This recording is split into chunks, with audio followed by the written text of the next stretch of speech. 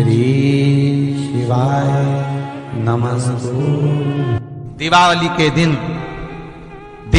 के दिन कर्जे से मुक्ति पाने के लिए, व्यापार की वृद्धि के लिए केवल एक काम करिए, केवल एक काम। महाराज, दीपावली की रात्रि को ठीक 11:30 से 12:30 के बीच में, मध्य बिंदु रात्रि, पीपल अगर पास में हो तो पीपल, आंवला पास में हो तो आंवला, बेलपत्र पास में हो तो बेलपत्र, इन 3 वृक्ष जो आपके पास में हो, जो नजदीक में हो, लगाना एक ही के नीचे है। ये नहीं कि तुम तीनों के पास पहुंच जाओ, लगाना एक ही वृक्ष के नीचे। 3 दीप अलग अलग, एक लक्ष्मी के लिए, गणेश जी के लिए, सरस्वती के लिए। 3 दीप घी के, एक फूल बत्ती का, 2 लंबी बत्ती का, फूल बत्ती मतलब गोल बत्ती का, और 2 दिए लंबी बत्ती, घी के भरे हुए दिए, खाली नहीं, पूरा भरा हुआ दिया, उसमें एक एक कमलगट्टा, कमलगट्टा जो हवन में चढ़ता है, किराने की दुकान पे मिलता है काले कलर का कमलगट्टा, दिए के अंदर रखकर सबसे पहले गोल बत्ती वाला दिया हाथ में रखिए, हथेली पर जलाकर, और अपने स्मरण करो लक्ष्मी का, कुल देवी देवता का स्मरण करिए, अपने पूर्वजों का स्मरण करिए, कर्जा मुक्ति का भगवान से विनती करिए, और बाबा कुबेरेश्वर महादेव का स्मरण कर कर फूल बत्ती, गोल बत्ती का दिया पेड़ के नीचे रख दी। दूसरा दिया जला हुआ उठाइए, उसकी बत्ती अपनी ओर हो, उसको उठाकर फिर अपने कुल देवी देवता का स्मरण करिए, पूर्वजों का स्मरण करिए, जिस भाव से दिया लगाने आए हो वो भाव को व्यक्त करिए, और दिए की बत्ती पेड़ की साइड कर कर रख दीजिए।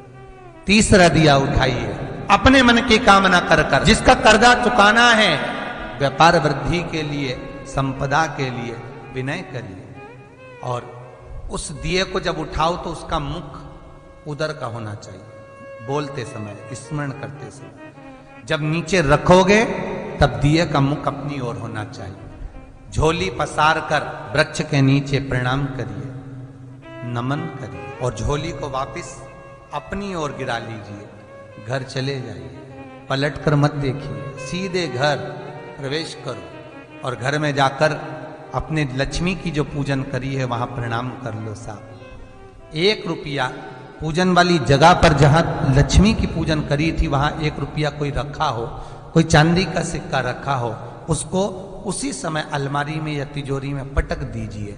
जिंदगी में कभी संपदा की कमी नहीं आ सकती। कितना भी कर्जा होगा, माता लक्ष्मी, गणेश और सरस्वती, भगवान कुबेरेश्वर महादेव साल भर के अंदर ऐसा व्यापार खींचेंगे कि तेरा कर्जा चुक जाएगा। दूसरी बार तुझे पर कर्जा हो।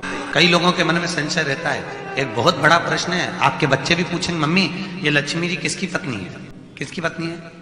भगवान विष्णु की। पर दीपावली के दिन पूजन तो गणेश जी के साथ होती है, दीपावली के दिन पूजन तो सरस्वती के साथ होती है। सरस्वती और गणेश से लक्ष्मी का संबंध क्या है? पूजन के मंडल में कहीं भगवान विष्णु का फोटो नहीं दिख रहा मम्मी, यहाँ तो गणेश जी दिखते हैं, सरस्वती दिखती है और लक्ष्मी दिखती है, उनके पति को तो साथ में होना चाहिए। बच्चे प्रश्न करते हैं, या घर की कोई प्रतिमा को तो उनके साथ बिठाना चाहिए, भगवान विष्णु को क्यों नहीं बिठाते? उसका केवल एक कारण है, क्योंकि लक्ष्मी अगर नारायण के साथ में विराजमान है तो वो अपूर्ण है। कौन है वो? अपूर्ण। और हिंदू धर्म में दीपावली के दिन हर व्यक्ति को पूर्ण लक्ष्मी चाहिए, इसलिए गणेश जी के साथ उसकी पूजन करते हैं कि अब लक्ष्मी पूर्ण हो गई, अब लक्ष्मी पूर्ण है। भारत की भूमि पर सबसे ज्यादा व्रत किसके होते हैं?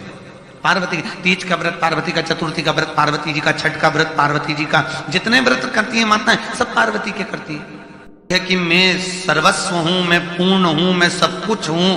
तो पूर्ण है का लक्ष्मी? तू अपनी जिंदगी में पूर्ण कब? लक्ष्मी की आंख में जल भर गया, क्योंकि लक्ष्मी को एकदम वचन दिल से लग गया। क्योंकि नारी की पूर्णता कब होती है? जब उसकी गोदी में औलाद हो। अगर संतान नहीं है तो नारी पूर्ण कैसे मानी जाएगी? तो नारी तो लक्ष्मी, और भगवान विष्णु को तो श्राप लग, तुम्हारे घर संतान नहीं होगी। सुवाच का उनको श्राप था, दधीचि ऋषि की धर्म पत्नी का, जिनके गर्भ से पिपलाद ने जन्म लिया था।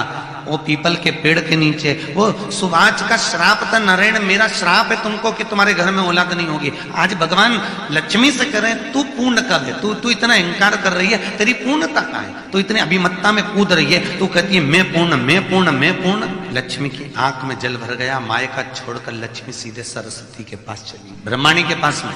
सरस्वती ने पूछा क्यों रो रही है, क्या हो गया, तेरी आंख में आंसू क्यों भरा हुआ है। सरस्वती क्या बताऊं जीजी, वो लक्ष्मी बोली कि मेरे पति मुझको कह रहे हैं कि तू अपूर्ण है, तू पूर्ण नहीं है। इतने में भगवान माता सरस्वती ने कहा अरे तू क्यों रोती है, चल मेरे साथ चल, अपन चलते हैं, अपन पार्वती के पास चलते हैं। क्योंकि दुनिया में पूरी भूमंडल पर क्या पूरे देवमंडल के अंतर्गत केवल एक पार्वती ऐसी थी जो माताओं के अखंड सौभाग्य को देती थी, दुनिया को पूर्ण कर देती थी, दुनिया को किसी तरह से खाली नहीं भेजती थी। तो वो एक माता पार्वती थी। एक पार्वती ऐसी थी जो माताओं के अखंड सौभाग्य को देती थी, दुनिया को पूर्ण कर देती थी, दुनिया को किसी तरह से खाली नहीं भेजती थी। तो वो एक माता पार्वती थी। तो चल, पार्वती पूछ रही है जी लक्ष्मी क्यों रो रही है, इसके रोने का कारण क्या है। लक्ष्मी को उनके पति ने कहा है कि तू पूर्ण नहीं है। इतने में माता पार्वती जी बोली अरे सरस्वती जरा ध्यान लगा कर देख कि लक्ष्मी को उसके पति ने अपूर्ण क्यों बोला। सरस्वती ने ध्यान लगा कर देखा और ध्यान लगा कर बोली पार्वती इनकी कोई संतान नहीं है ना, इसलिए इसको अपूर्ण कहा है, इतनी सी बात है, इसलिए अपूर्ण है, इसलिए इसको अपूर्ण कहा है। हाँ तो उतने में रोने की क्या जरूरत है। तुरंत बोली इसमें क्या रोना। पार्वती जी ने अपने छोटे पुत्र गणेश को गोदी में उठाया और उठाकर लक्ष्मी जी की गोदी में दे दिया। आज से ये तेरी औलाद, तेरा पुत्र है, आज से तू पूर्ण हो गई। बोलो जय जय श्री, आज से तू पूर्ण हो गई। महादेव आपकी सभी मनोकामनाएं पूर्ण करे। मिलते हैं अगली वीडियो में। श्री राधे, हर हर महादेव।